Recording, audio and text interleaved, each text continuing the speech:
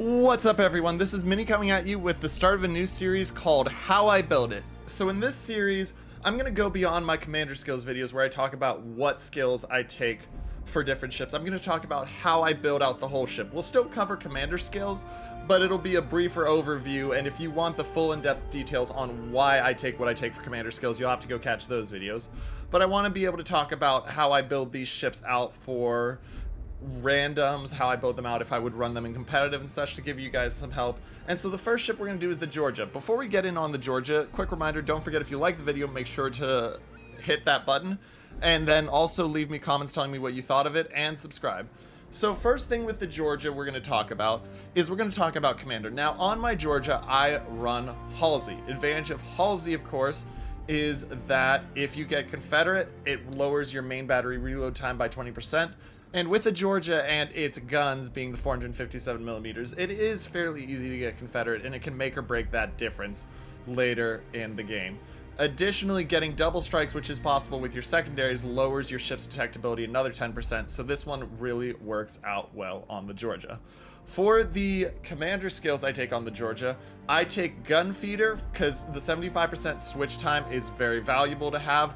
I also take Demolition Expert along with Grease the Gears, long range secondary battery shells, manual secondary battery aiming, adrenaline rush, basics of survivability, and concealment expert. Now, I could, and I know people talk about fire prevention expert and say, Minnie, why don't you take that because you're so easy to burn?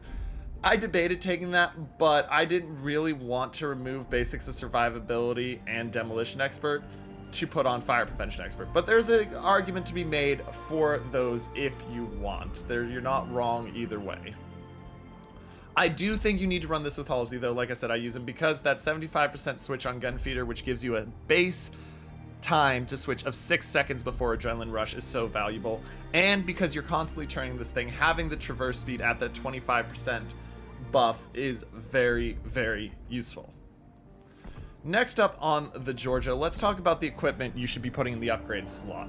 Because I run mine as a brawler, and I would run this as a brawler, I run the secondary battery survivability and AA mount survivability increase on auxiliary armaments. Especially if you're going to be in a spot where you're by yourself, your AA being able to survive and your secondary surviving is so useful.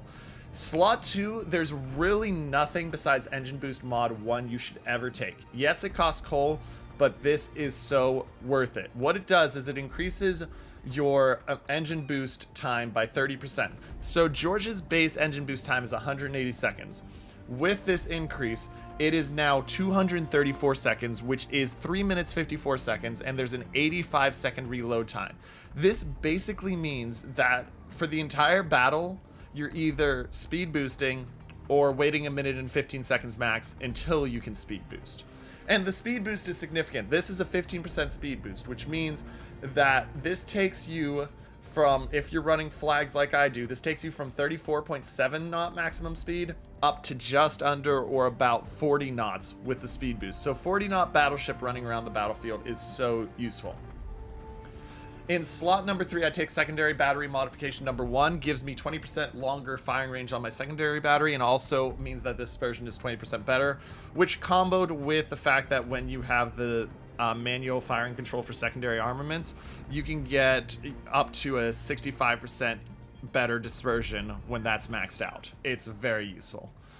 In slot 4 is a choice I just changed, and shout out to Roke B from Bonks for putting me onto this, because this has been a game changer. I used to run in this slot the standard DCS mod 2, which would lower the fire extinguishing time and the flooding recovery time by 15%.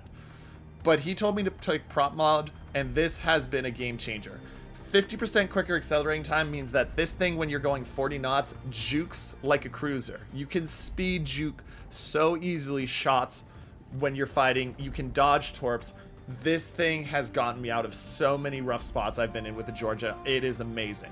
The downside is that you don't have the fire and flooding recovery time, so you need to balance that with the flags to make up for it. In slot 5, I take concealment mod 1. Having that little bit lower concealment is very nice. This has dropped my concealment to 13.3, so 2 kilometers beyond my secondaries, but does allow me to break detection, especially with my speed boost if need be. And then in slot 6, I take main battery shell dispersion for Artillery Plotting Room Mod 2, because the 11% decrease in dispersion is really needed when you only have 6 guns. You can get away with this because you don't need the quicker reload. You're already on a 24-second reload, and it's amazing. And you don't need the second artillery armaments mod as much as you need your main gun. You also take spotting aircraft, because with spotting aircraft you get the 20% increased firing range, and your range is already good enough at the start. You're getting 20-kilometer range, but you can get the 20% increased range, get yourself up to 24 kilometers if you ever need engagements at long range. Finally, let's talk about the exterior. So the first thing I want to talk about with the exterior is camouflage. Now, if I'm going into just generic games, there's nothing wrong with the permanent camouflage. However, I usually don't run my permanent camouflage because my Georgia is a credit monster, meaning it gets me a shit ton of credits.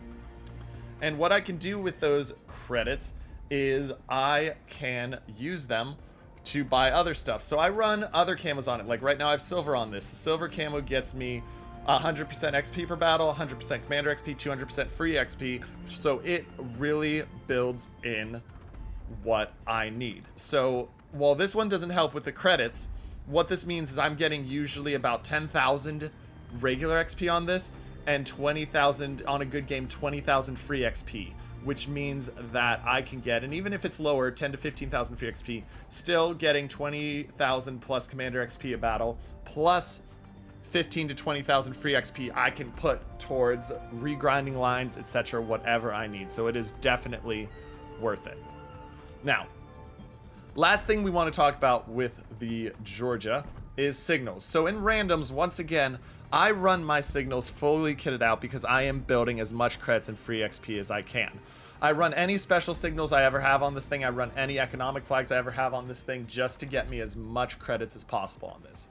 With combat, what you need to take, if you're going to run these many flags, there's no reason not to take detonation flags. You also really do need the fire and flooding recovery time flags because of the fact that since you're not taking all of the DCS mod 2 where you get the 15% decrease, you need to balance that out with this to make up for it. I also take the India Delta flag so that I can recover more health in randoms. I take the Sierra Mike flag because that gives me 5% speed, which means that my base speed is 33 knots. This boosts it up to 34.7 knots, and then you get up to the 40 knots with the speed boost with that. Finally, I also like to take reload time of ship consumables 5%, and secondary battery firing range up 5%, which gets me to the 11.3 kilometer secondary battery firing range.